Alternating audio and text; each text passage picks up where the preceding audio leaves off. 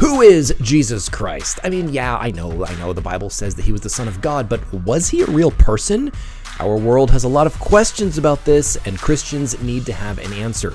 This video series is exploring 20 essential questions that Christians should have an answer for, and I'm going to tackle the question about the historical reality of Jesus Christ right after this really cool intro.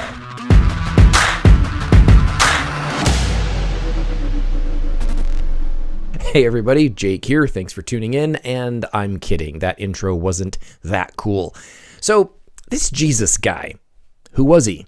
How do we know he was who he said he was? How do we know he was even real? This is one of the most essential questions, because if the theology of Christianity is to be believed, then the man upon which it is based must be a real person. Otherwise, the very foundation of Christianity is compromised. So I'm going to look at 3 different things that can help us affirm the existence of Jesus. There are other things that we could look at, but I'm going to start here. I'm going to look at the authors of the New Testament books of history to see if they're even reliable. I'm going to look at the culture of that time period. Then I want to look at the supplemental historical documents outside of the Bible that testify to the existence of Jesus Christ. And if your name is Bill Maher, please pay attention to this. Try, Bill. Try really hard. I'm going to have to cut out the sarcasm. Number 1. The authors. We have 4 history books that are verified by many Christian and secular historians as trustworthy accounts of the life of a man called Jesus Christ. These 4 books, Matthew, Mark, Luke, and John, make up the beginning of the start of a section in the Bible called the New Testament. And yes, I know that's the Bible. Who cares, right? Many skeptics write it off as mythology or propaganda written by biased authors, but here's the thing. The Bible contains a lot of verifiable history. Anyone who denies that has not done their homework, or they have an agenda. And yes, the authors were biased. So what? Norman Geisler and Frank Turk put it well in their book, I Don't Have Enough Faith to Be an Atheist. All books are written for a reason. All authors have an agenda, and all, or at least most authors, believe what they write. However, that doesn't mean what they write is false or not objective. While passion may induce some people to exaggerate, it may drive others to be all the more meticulous and accurate, so as not to compromise the credibility of the message they wish to communicate. Professor Craig L. Bloomberg, author of The Historical Reliability of the Gospels, is one of the many people who has approached the study of the existence of Jesus from a purely historical perspective, and he has arrived at the conclusion, as many have, that Jesus was a real person. Serious historians don't contest this. Social media experts might, but real data says otherwise. Bloomberg says that the fact that the Gospels were written by men who either walked and talked with Jesus or recorded eyewitness testimonies of those who did has never really been in question. It's obvious they did these things when you really begin to study the books and look at them in conjunction with other historical resources. Let's think logically about this, okay? The gospel writers were unlikely candidates, and that actually supports their authenticity. I mean, a former tax collector, a young missionary, a fisherman, if you were making this stuff up, you'd pick prestigious names like Peter, Philip, James, Mary, and that's exactly what some later writings did, and many of them were found to have been falsified. But the actual gospels were written by cultural nobodies, and they were writing about a man from nowhere. This wasn't the kind of story ancient fiction produced. It would be like writing Star Wars not in 1977, but in 1477. This just wasn't the type of fiction that was circulating back then, and claiming that it was ignores the literary and cultural context of the time period. Lee Strobel records Bloomberg's insights in his book, The Case for Christ, which, if you're interested in knowing more about this, start with this book. Strobel's book is great because he cites dozens of well-educated experts in a variety of fields in his search to verify the reality of Jesus. So, in his book, Bloomberg says, Mark and Luke weren't even among the 12 disciples. Matthew was, but as a former hated tax collector, he would have been the most infamous person next to Judas Iscariot, who betrayed Jesus. If you were living in the 1st century and you wanted to invent a religion, you'd use respected names to give it weight. But the Gospels did the opposite of this, and yet they caught on. Why? How? Because the people reading them knew Jesus. They'd heard him preach. They'd walked with him. The Gospels could have only spread the way they did if Jesus really lived. A Christian writer named Papias, writing around AD 125, affirmed the accuracy of Mark's Gospel by saying he, quote, made no mistake and included, quote, no false statement. Irenaeus, a historian writing around AD 180, also confirmed the four Gospels as legitimate records, each tied to eyewitnesses or direct followers. Eyewitness testimony plus external historical evidence affirms that the Gospels are credible. Yet many people still claim that the story of Jesus is just a myth. Karen Armstrong argues in her obtuse little book, A History of God, that the Gospels were written decades after Jesus' death. Do I have that book? I actually do. I got it for free from one of those book swap stations where they, you leave a book, take a book sort of thing. And I saw this and I was like, oh, interesting. Whatever. I wouldn't spend money on it. Despite how popular her book was among general audiences, most serious scholars reject the idea that Jesus was a myth, even using conservative secular estimates, right? The Gospel of Mark was written in the 70s. Matthew and Luke were written in the 80s. John in the 90s. These were still within 60 years of Jesus' death. Eyewitnesses, both followers and enemies, were still alive. If there were false teachings going around about Jesus, people would have figured it out. And guess what? They did. After Christ's death, many false teachings popped up claiming to be from him or his followers, and they were systematically found to be fabrications. That's only possible if there are accounts that are not fabrications. Karen Armstrong also ignores that mythology takes centuries, not decades, to form. Myths evolve over time, with different writers reworking the story, but the life of Jesus, as recorded in the Bible, has remained unchanged for 2,000 years. The account of his life that we have today is the same as it was in the earliest manuscripts that we have. My point is this. The gospel writers, they weren't trying to start a religion. Mark was Peter's traveling companion. Luke was a physician and a historian. They had no incentive to make this up, especially when it could get them killed. The more you examine their work, the more obvious it becomes. The Gospels are historically reliable. Now, I've just nutshelled tens of thousands of books that have been written on this topic over many centuries. Not that I've read them all, of course, but if you want a deeper dive on this, check out The Verdict of History by Gary Habermas, which examines not only the existence of Jesus, but also evidence for his deity. Okay, so I looked at the gospel writers, simple men recording the life of Jesus. Even if they were trustworthy, how do we know their sources were accurate? What if the stories they heard were flawed? What if the copyists who transcribed the texts inserted things just to inflate the story? Let's break out of our modern cultural mindset, which frankly is a little dumb. We are glued to social media. We can't get off our phones. We abuse the English language. Most of us can't memorize a single phone number, let alone many lines of text. But first century Jews lived in a world of strict memorization. No computers. Writing tools and parchment were rare, so they trained their brains to be like steel traps. The practice of the Jewish rabbis was to memorize the entire Old Testament. That's 39 books, 650,000 words, give or take. It was a culture obsessed with retention. Moreover, much of the way the Bible is written in its original form is in balanced lines and parallelism and poetry, making it a bit easier to memorize if you're studying it in the original language. If you want more information on that, check out Tim Mackey over at the Bible Project. His team has done some incredible work outlining the various styles and orderly patterns found throughout the Bible. Check it out. But it wasn't just oral tradition.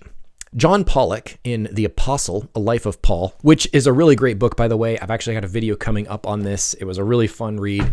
He says that early Christians began writing things down just a few years after Jesus' death. He wrote, quote, "Those who were literate would scribble down on scraps of papyrus facts about the life of the Lord Jesus. As the months passed, a convert would acquire a whole stack of these papyrus notes and would sew them together. They could not conveniently be made into continuous rolls like the literary works in what was left of the famous library of Ephesus, but had separate pages. And thus, the codex style, which would be universal for books in centuries to come, began in Ephesus and elsewhere simply as the form of a Christian notebook." In other words, the book, as we know it today, can be traced back to an invention of early Christianity as a means of recording and collecting testimonies of Jesus Christ, all of which served to corroborate the historical accounts recorded in the Gospels. So, yeah, the people who documented the life of Jesus were meticulous about accuracy. Greeks liked to paraphrase and embellish, but Jews revered God's word, whether it was written down or spoken. Christianity isn't built on the ramblings of some fringe cult. It is grounded in carefully preserved historical record. Okay, so if the Gospels are historically reliable and the authors were honest men, and there's no reason to think that they weren't, then we can confidently say that Jesus was a real historical figure. So then the big question is, why isn't there more evidence of him outside the Bible? Well, there is, which is why I'm always puzzled when people ask this question. Let me move into the final category. Number 3, the supporting evidence. There's actually a lot of evidence, but the lazy pop culture take on Jesus insists that he never actually existed and the Bible is just a bunch of fairy tales. And that's flat out false. If that's what you learned at university, I'd get a refund. Let's look at the Jewish historian Josephus. He was born around 37 AD and wrote most of his texts toward the end of the 1st century. He was the first secular historian to mention the rise of Christianity and Jesus Christ. He wrote, "About this time there lived Jesus, a wise man, if indeed one ought to call him a man, for he was one who wrought surprising feats, aka miracles, and was a teacher of such people as accept the truth gladly. He won over many Jews and many of the Greeks. He was the Christ. When Pilate, upon hearing him accused by men of the highest standing among us, had condemned him to be crucified, those who had in the first place come to love him did not give up their affection for him. On the 3rd day he appeared to them, restored to life, for the prophets of God had prophesied these and countless other marvelous things about him, and the tribe of Christians, so called after him, has still to this day not disappeared." This isn't from the Bible, guys. This is a secular historian writing within the 1st century.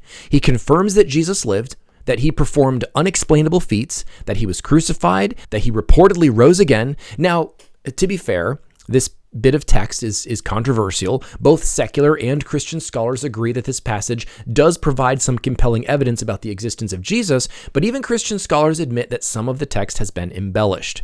For example, Josephus was not a Christian, and so it wasn't in his vocabulary to call Jesus the Christ. Most historians agree that this was probably inserted by a copyist somewhere down the line in order to make it clear which Jesus Josephus was talking about. But this doesn't negate the truth of what he's saying. Jesus was a real historical dude.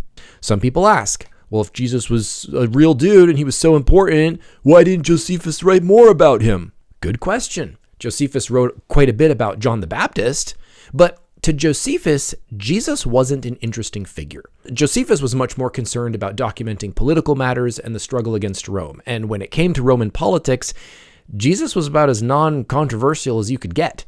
He encouraged people to pay taxes and respect their Roman rulers.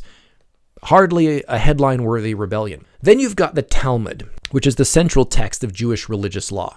The Talmud hates Jesus.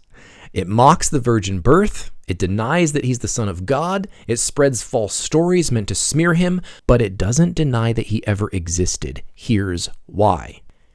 It couldn't. 1st century rabbis considered Jesus such a dangerous teacher that they had to respond.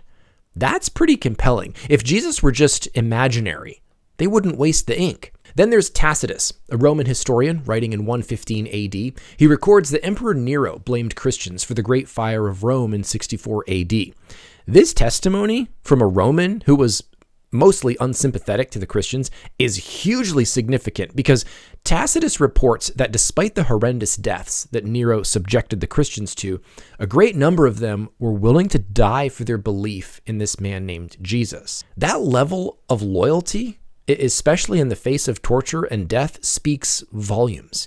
People don't die joyfully for a lie. Another Roman, known as Pliny the Younger, records his experiences with Christians that he arrested and sent on to trial. In a letter to Emperor Trajan around 111 AD, he describes Christians worshiping Jesus, said they maintained high ethical standards and that they weren't easily swayed from their beliefs. He writes, and I love this. This is hilarious. He writes, "They met regularly before dawn on a fixed day to chant verses alternately amongst themselves in honor of Christ, as if to a god, and also to bind themselves by oath, not for any criminal purpose, but to abstain from theft, robbery, and adultery." Think about this.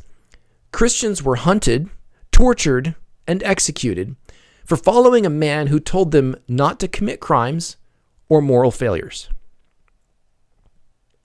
Oh, the humanity. My point is this.